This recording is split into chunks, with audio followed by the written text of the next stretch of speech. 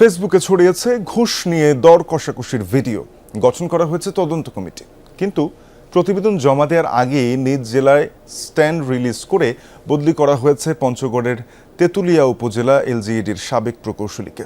অভিযুক্ত প্রকৌশলী ইদ্রিস আলীর দাবি, কাজের অংশ হিসেবেই ক্যালকুলেটর ব্যবহার করছিলেন তিনি।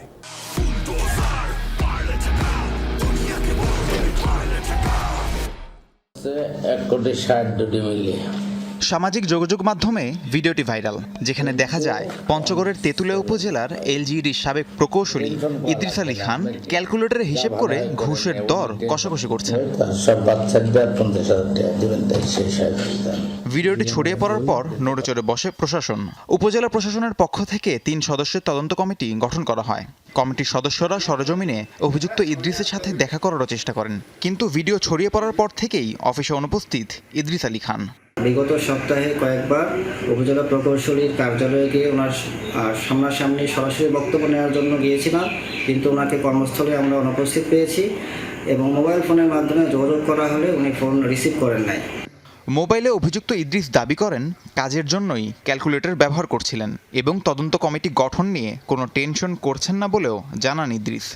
ইঞ্জিনিয়ার মানুষ, তার কাজই তো ক্যালকুলেটর, একটা ভ্যাট হিসাব করতে আসে, একটা আয়কর হিসাব করতে আসে, একটা বিল কাটলি পরে কত কেন কাটলেন সে হিসাব দেওয়া লাগে। ক্যালকুলেটর কাজই তো আমার এই ক্যালকুলেটরের হিসাব নিকাশ পার্সেন্টেজ বের করে যদি অপরাধ হয় তাহলে আর কেমনে হলো বলেন? বলে আমি অত টেনশন করি না। এদিকে তদন্ত শেষ হবার আগেই ইদ্রিস আলীকে স্ট্যান্ড রিলিজ করা হয়েছে, বদলি করা হয়েছে নিজ জেলা পাবনার সাথিয়ায়। পঞ্চগড় জেলা যতগুলো প্রজেক্ট হয় ইঞ্জিনিয়ারগুলো আমাদের দেখভাল করে। তো একজন ইঞ্জিনিয়ার যদি এভাবে সে পার্সেন্টেজ গুনে নেয় তাহলে টেকসই উন্নয়নে বড় একটা বাধা হয়ে দাঁড়াবে। সরকারের উচিত তদন্ত করা, যাতে অন্য কর্মচারীরাও সাবধানী হন, তাদের কাজের প্রতি দায়িত্বশীল থাকেন। উপজেলা নির্বাহী কর্মকর্তা জানালেন, অভিযুক্ত ইদ্রিসের বিরুদ্ধে ব্যবস্থা নিতে তদন্ত প্রতিবেদন পাঠানো হবে সংশ্লিষ্ট জেলা অফিসে। এই বিষয়ে প্রতিবেদন দিয়েছে সম্পদ অফিসার মহোদয়। এক্ষেত্রে আমরা এই তদন্ত প্রতিবেদনটা জেলা পরিষদ স্যার বরাবর পাঠিয়ে দিব তাদের ডিপার্টমেন্ট বরাবর পাঠানোর জন্য, তারা যেন প্রয়োজনীয় ব্যবস্থা নিতে পারে।